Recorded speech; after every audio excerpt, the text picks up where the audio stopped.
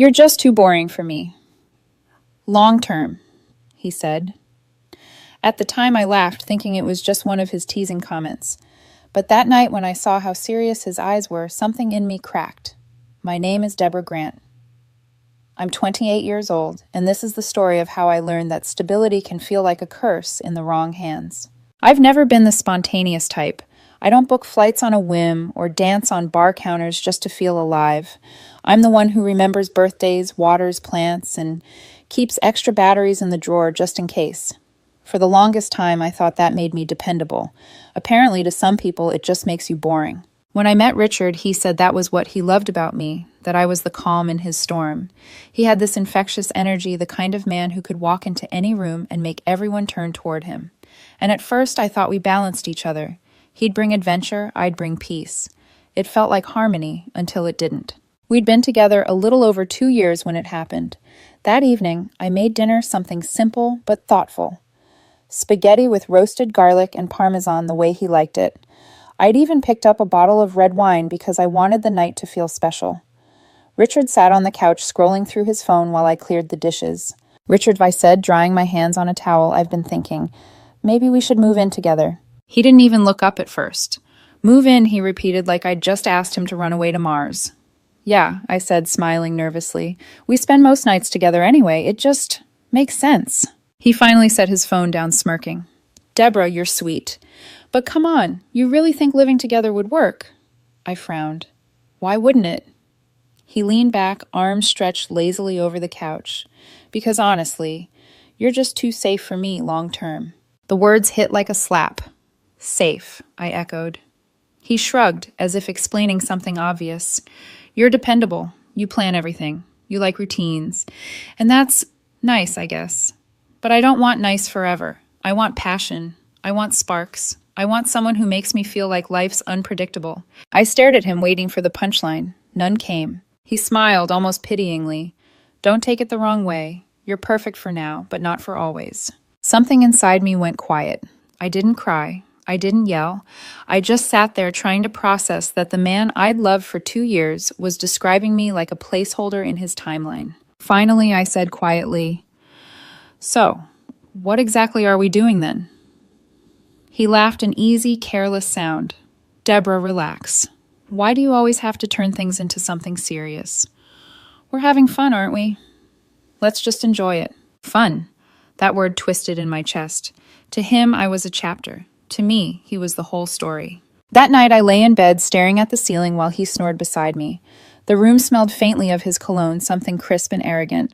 I kept hearing his voice replaying in my mind. You're just too safe.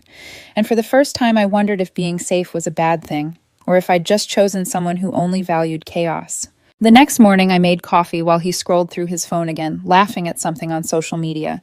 I tried to act normal, asking, "What's so funny?" He grinned. Madison sent a video. She's crazy. You'd like it. Madison, his ex. He still talked to her as friends, or so he said. I told myself not to read into it. But there was a light in his eyes when he said her name, the kind that used to be there when he looked at me. Over the next few weeks, that light dimmed for me and grew for her. Our Friday nights, once filled with movies and laughter, turned into him saying, I'm meeting some people from work. Don't wait up. He'd come home past midnight smelling of alcohol and someone else's perfume. I told myself not to overthink. I told myself that love requires patience. But deep down, something darker whispered, he's already halfway gone. I stopped bringing up moving in. I stopped asking about his nights out. I started walking on eggshells in my own relationship, quiet, careful, waiting for him to remember that I was enough. But he didn't. One evening, while I was folding laundry, he came home beaming. You should have seen Madison tonight, he said, tossing his jacket aside. She jumped on the bar and started singing. Everyone was cheering. I forced a small smile. Sounds wild. He chuckled. Yeah, she just makes everything feel electric. You'd never do something like that. That one stung more than I wanted to admit. I turned back to the laundry, pressing a wrinkle flat with shaking hands. He didn't even notice. Later that night, I sat by the window, city lights flickering in the distance. The reflection, staring back at me, looked like a ghost, the version of myself I'd slowly muted for him. I thought of all the nights I'd stayed awake, waiting for him, all the quiet dinners, all the little things I did, hoping he'd see how much I cared. And for what? To be called boring. Maybe that's when it truly hit me. I was building a future with someone who never intended to stay in it. The next morning, he kissed my forehead casually before heading out. "Don't wait up," he said without even looking back. And for once I didn't. I sat at the kitchen table long after the door shut behind him, the silence pressing heavy around me. It was strange that silence used to scare me, but now it felt almost comforting. Because for the first time in months, I wasn't waiting for his voice to fill it. I didn't know it yet, but that silence would become my greatest weapon. It's funny how you can spend years building something only to watch it crumble quietly in the background while you pretend not to see it happening. That was my life for the next few weeks. Richard and I still called each other boyfriend and girlfriend, but what we had wasn't a relationship anymore. It was a memory we were both too lazy to let go of. He started spending more nights out with coworkers. He said it like an apology, though his tone made it clear he wasn't actually sorry. At first I tried to act understanding. "You've been working hard," I said. "You deserve some time to relax." He'd smile, kiss my cheek absently, and vanish into the night with a scent of cologne stronger than usual. I told myself it was fine. I told myself not to be the controlling girlfriend. But every time he left, the silence in my apartment got louder. The dinner I'd made would go cold, the wine would stay unopened, and I'd sit there imagining him laughing with Madison, the woman who could sing on bars and make chaos look glamorous. I hated that image, but I couldn't shake it. Not because I didn't trust him, but because I didn't trust what he wanted. 2. Fridays later, I decided to surprise him at the bar he said he was going to. I'd never done something like that before. It felt desperate out of character, but my gut wouldn't let me rest. The moment I stepped inside, I saw him, and her. Madison was easy to spot tall, glowing in the way women do when they know all eyes are on them. Richard was leaning close, saying something in her ear, and she laughed that kind of laugh that pulls the whole room into it. He looked alive in a way he hadn't looked with me in months. I froze by the doorway. I could have stormed over. I could have shouted, but instead I just stood there, invisible, in a place that used to feel safe because of him. Then I turned around and left. That night I didn't sleep. I kept thinking about that word safe. He'd said it like it was an insult, like stability was a cage instead of a home. But as I stared at the empty side of my bed, I realized something else. He didn't want calm. He wanted chaos disguised as passion. And Madison was chaos personified. Still, I couldn't bring myself to end it, not yet. Because part of me, the naive part still clinging to hope, wanted him to choose me without being forced to. I wanted to believe that love was enough to outlast temptation. I wanted him to remember who I was before Madison reminded him of who he used to be. The next morning, he texted casually. "Didn't make it home last night. Crashed at Ben's place after drinks." No apology, no explanation, just an update as if it were normal. I stared at the screen for a long time, my fingers trembling over the keyboard before typing. "Okay, hope you had fun." Then I deleted it. He didn't deserve even that much of my energy. A week later, he showed up at my apartment, acting like nothing was wrong. He brought coffee and croissants like it was some peace offering. We sat at the kitchen table, the air heavy with things neither of us wanted to say. He leaned back, sighing. "You've been quiet lately. Everything okay?" I looked at him. The nerve of that question almost made me laugh. "I'm fine," I said, lying smoothly. "Just thinking a lot. About what I shrugged. Us." He frowned. Oh God, not one of those talks again. That made something in me snap. One of those talks, I repeated. "Richard, you called me boring for wanting to move forward. You disappear every weekend and act like I'm the problem for caring." He rubbed his forehead, exhaling. "Deborah, please don't make this dramatic. You're overthinking again." "Am I?" I asked, my voice shaking now. "Because it kind of feels like you've already checked out." He hesitated, a flicker of guilt, but it vanished just as quickly. "You always twist everything into something heavy," he muttered. "That's what I mean, you take the fun out of things." I stared at him, feeling something cold and unfamiliar crawl up my spine. "You want fun," I said quietly. "But you don't want love." He opened his mouth, but I didn't let him speak. "Do you still talk to Madison?" I asked. He blinked clearly, not expecting it. "What does that have to do with anything?" "It has everything to do with it," I said. "Because every time you say her name, you light up in ways you never do with me." He gave a short, humorless laugh. "You're jealous. She's just a friend." "Then why do you sound happier talking about her than you do talking to me?" He stood up, shaking his head. "You know what, I can't do this right now." "Yeah," I said, standing too. "I think that's the problem. You never can." When the door closed behind him, I expected to cry, but I didn't. I just sat back down at the table, staring at the coffee he'd brought, now gone cold.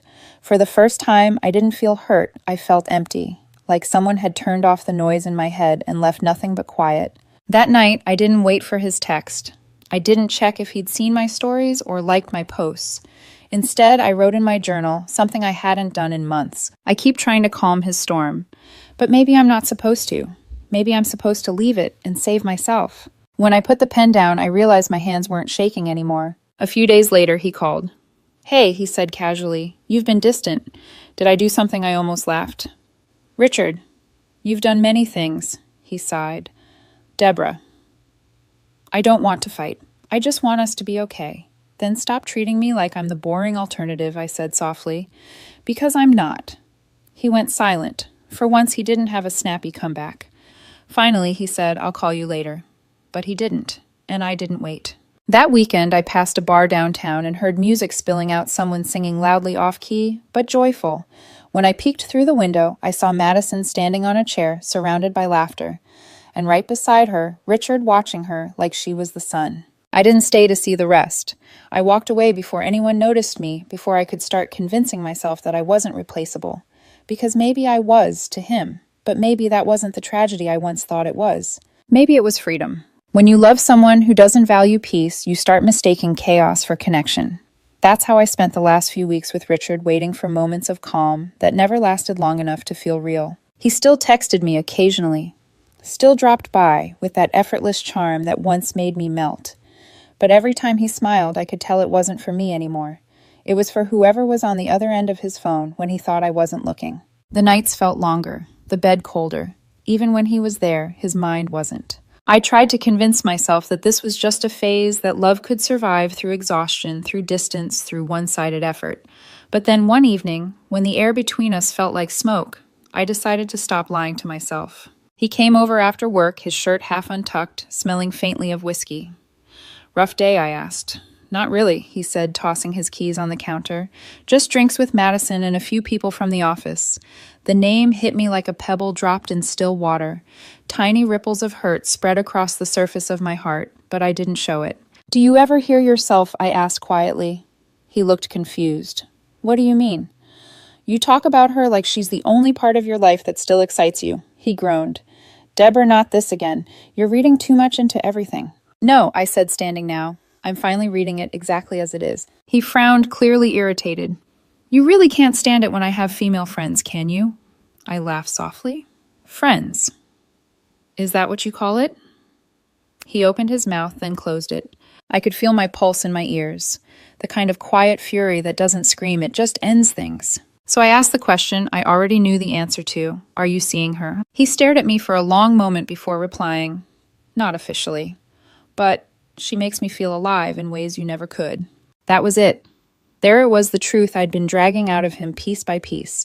He said it like it was freedom, but for me it was clarity. I didn't cry. I didn't throw anything or beg him to stay. I just nodded once and said, "Then you've already made your choice." He blinked, caught off guard. "Wait, what? I'm not going to compete for someone who's already decided I'm not enough." "Deborah, come on," he said, trying to laugh it off. "You're overreacting. It's not that serious." I tilted my head slightly. "It's serious enough for me." There was a silence so sharp it could cut glass. He looked away, first muttering, "You'll regret walking away." I smiled faintly. "Maybe. But at least I'll be walking towards something honest." He left without another word, slamming the door behind him. And just like that, the apartment was quiet again. That's when I noticed how peaceful that silence felt. No tension, no second-guessing, just air. I looked around at all the things that used to make me feel connected to him. The coffee mug he left, the sweater draped on the chair, the toothbrush beside mine. And for the first time, instead of feeling comfort, I felt the weight of everything I'd been carrying alone. I started packing that night, not in a frenzy, but carefully, methodically. Every folded shirt, every picture frame was a decision to reclaim myself. When I found one of his notes from months ago, "You're my calm place," I almost laughed. He said he loved my calmness, then punished me for not being chaos. The irony wasn't lost on me. By midnight, my suitcase was full. I took one last look around the apartment that had held so many versions of me, hopeful, patient, heartbroken, and whispered, You wanted excitement, Richard. I hope you find it. Then I left my key on the counter and walked out. The first night alone was the hardest. I stayed in a small rental room with peeling paint and a mattress that creaked. It wasn't home, not yet, but it was mine, and that was enough. When the sun rose, it felt different. Like I'd finally stepped out of a storm I didn't realize I'd been standing in. For days after Richard didn't call, he didn't text, and I didn't expect him to. He was probably busy chasing electric nights with Madison, drowning himself in the kind of chaos he called passion. Meanwhile, I found myself relearning silence, learning that peace isn't the absence of sound, it's the absence of fear. The first few mornings I woke up reaching for a phone that didn't buzz anymore, but slowly that ache started to dull. Because the truth was, the more distance I put between us, the more I could finally hear myself. 3 weeks later, I saw a photo online. Richard and Madison. They were laughing in a bar, her hand on his chest, his head thrown back in laughter. The caption read, "Finally living life to the fullest." I stared at it for exactly 5 seconds before closing the app.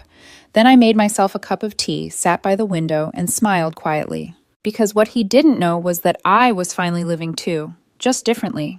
And as the steam from my mug fogged the glass, I whispered to myself, he didn't see it coming. But the best goodbye is the one where you never look back. People always talk about heartbreak like it's loud, like it's shouting, crying, throwing things. But mine wasn't. Mine was quiet. Just me, my thoughts, and an apartment that didn't echo with his voice anymore. And for the first few weeks, that silence felt unbearable. I'd wake up every morning expecting a text from Richard, some meaningless hey or miss you that would give me permission to pretend the breakup hadn't happened. But it never came. At first, I kept my phone nearby, checking it every hour, then every few hours. Eventually, I just left it in another room. Because the truth was waiting for him was like waiting for rain in a drought. You convince yourself it's coming just to survive another day. The silence, though, began to change shape. At first, it was sharp and painful. It reminded me of everything I'd lost: his laughter, our inside jokes, the rhythm of having someone always there. But slowly the silence softened. It became something else. Space. Space to breathe. Space to think about who I had been before I tried to fit into his version of love. I started small. A walk in the morning before work. A cup of coffee in a cafe I used to love but stopped visiting because he didn't like the parking there. Little things. Tiny rebellions against the version of myself that only existed in his shadow. After a week, I joined a yoga class. After 2, I signed up for the gym. It wasn't about changing my body. It was about feeling like I had control over something again. At first, I felt awkward, out of place among people who seemed to already know what they were doing. But every drop of sweat felt like proof that I was still here, still capable of rebuilding, still capable of choosing myself. My friends noticed before I did. "You're glowing lately," my best friend Lauren said one night over dinner. "Like you've finally exhaled after holding your breath for too long." I laughed, a little self-conscious. "Maybe I have." She tilted her head. "Have you heard from him?" "No," I said. "And I'm not checking." That made her smile. "Good. Let him miss the woman who learned to love her own peace." Weeks passed, then months. And one morning I realized I hadn't thought about Richard for an entire day. Not once. That's when I knew I was healing. It wasn't dramatic. There was no sudden burst of freedom, no montage-worthy moment. Just quiet mornings that didn't hurt anymore, evenings that didn't ache with loneliness. Just calm. Every now and then, I'd hear about him through mutual friends. Apparently, he and Madison were inseparable, always posting photos from bars, concerts, parties. "Honestly, it looks exhausting," one friend said. I smiled politely, but said nothing. Because deep down, I already knew how that story ended. People who chase chaos eventually get burned by it. And for the first time, I didn't feel like I needed to watch it happen. Instead, I filled my time with things I'd forgotten I loved. Books, painting, weekend hikes. I even started learning guitar again. Something I'd put away years ago, because Richard once joked I wasn't the artsy type. It's strange how much you can shrink yourself to fit into someone else's comfort zone without realizing it. But silence has a way of showing you who you were before the noise. Sometimes late at night, I'd catch myself thinking about him not with pain, but with gratitude, because losing him had forced me to rediscover myself. He'd called me boring, but I was finally learning that being boring meant having peace. It meant quiet mornings instead of screaming matches, consistency instead of confusion, stability instead of storms. Maybe I wasn't too safe for love. Maybe he was just too reckless to recognize what love really looked like. 3 months after the breakup, I stood in front of my mirror and barely recognized myself. Not because I looked different, though I did, but because I felt different. My eyes were steadier. My smile was real. I didn't flinch at my reflection anymore.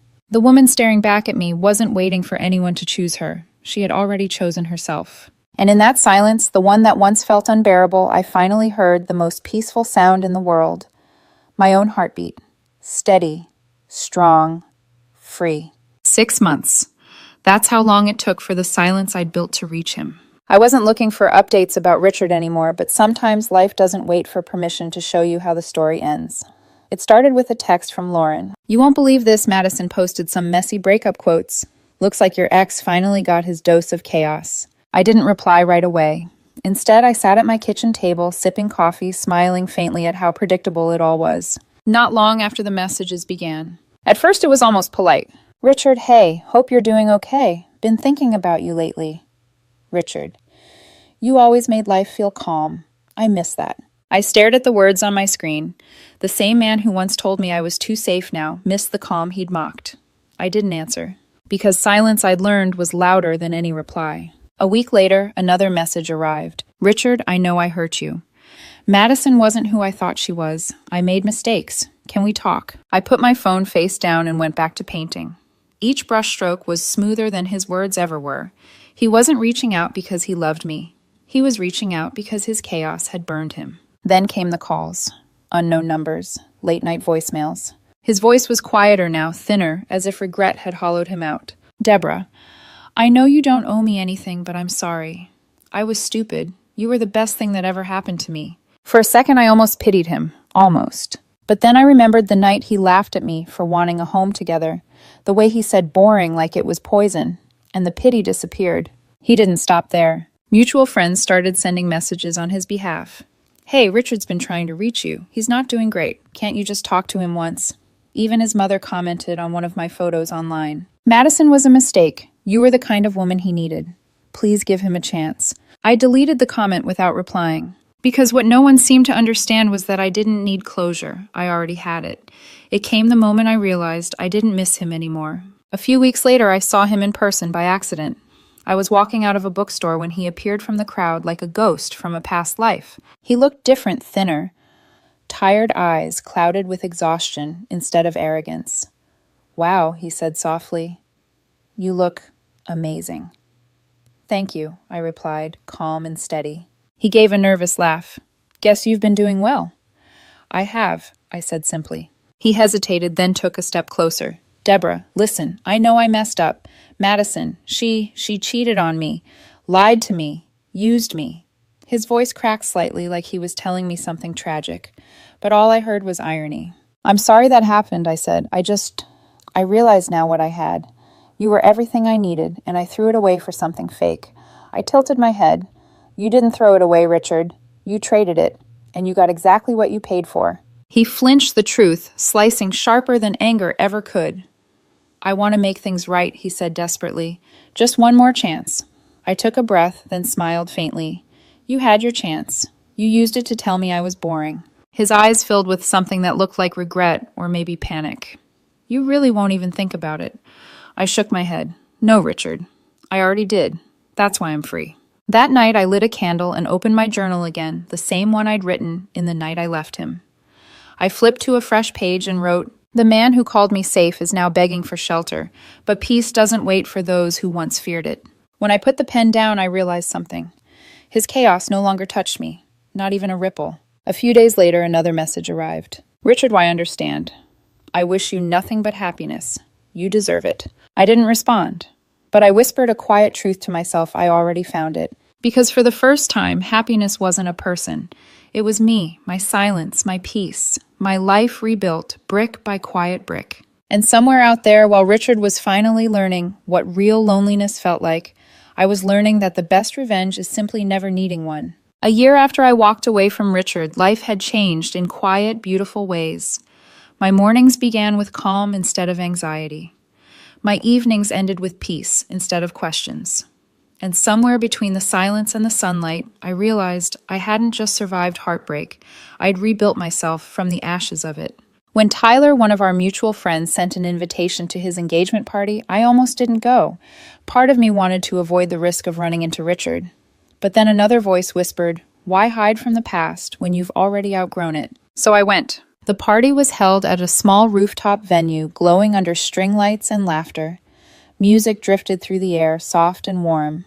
When I walked in, people turned to look. A few double takes, a few compliments. It wasn't vanity that made me notice, it was realization. For the first time, I wasn't the quiet background girl in someone else's story. I was the one who had learned to stand in her own light. And then I saw him, Richard. He was standing near the bar, talking too fast, laughing too loud. The same old performance. But the years had left marks on him that charm couldn't cover. He looked older, duller. His once confident grin had faded into something forced. When his eyes found mine, his whole expression shifted. "Wow," he breathed, stepping closer. "Deborah, you look incredible." "Thank you," I said, polite but distant. There was a long pause. The music carried on between us, but it felt like we were standing in another world, the one we'd both left behind. He ran a hand through his hair. "I wasn't sure you'd come." "I almost didn't," I admitted. "But I'm glad I did." He gave a nervous laugh. "Guess you've been doing well." "I have," I said simply. You look happy." "I am." His smile faltered a little. "I'm glad. You deserve it." I could tell he wanted to say more, so I waited. He hesitated, eyes lowering. "I wanted to apologize. For everything. For calling you boring, for pushing you away, for all of it." I studied him quietly. The man in front of me wasn't the same one I'd once loved. That Richard had been careless, untouchable. This one looked lost. "I appreciate that," I said gently. He exhaled in relief, taking a small step closer. "Madison and I, we didn't last. She cheated, lied, drained me dry. It was chaos. You were right. You were always right." I tilted my head slightly. "You said once that you didn't want safe, that you wanted someone who made you feel alive." He winced. "Yeah, I was an idiot." "Maybe not," I said softly. "You just wanted fireworks. You never realized how quickly they burn out." He swallowed hard. "Deborah, I miss what we had, you and me. The peace, the trust, the calm. I didn't know how much I needed that until I lost it." His voice broke a little. "Can we start over?" For a moment, I looked at him and saw flashes of the man I used to love, the small moments that once made me stay. But then I remembered the woman who waited in silence for a love that never respected her peace. So I smiled sadly. "No, Richard, we can't." He blinked. "Why not? You forgave me, didn't you?" "I did," I said. "But forgiveness isn't an invitation to return." He looked genuinely hurt now, like he'd expected me to crumble the way I used to. "I've changed," he said quickly. "I can make it right this time." I shook my head. "You don't need to. You already taught me what I needed to learn." He frowned. "What's that supposed to mean?" "It means," I said, meeting his eyes, "that peace isn't boring. It's sacred. And I won't trade it for chaos ever again." He stared at me speechless, and for the first time I didn't see power in his silence, I saw defeat. I stepped back and smiled politely. "Take care of yourself, Richard." Then I turned and walked away, the sound of my heels soft against the floor, steady, certain, final. Behind me, I could feel his gaze lingering heavy with what-ifs, but I didn't look back. Because the real ending wasn't about him losing me. It was about me finally realizing he no longer had any hold on me. Later that night, I stood alone by the railing, watching city lights shimmer below. The air was cool, calm, the kind of night I used to dream of when my heart was still in pieces. And for the first time, I felt entirely whole. I took a deep breath, closed my eyes, and smiled to myself. "He once said I was too safe," I whispered. But that safe life he mocked became the life I always wanted. And as laughter echoed behind me and music floated through the air, I realized the story wasn't about heartbreak anymore. It was about peace, about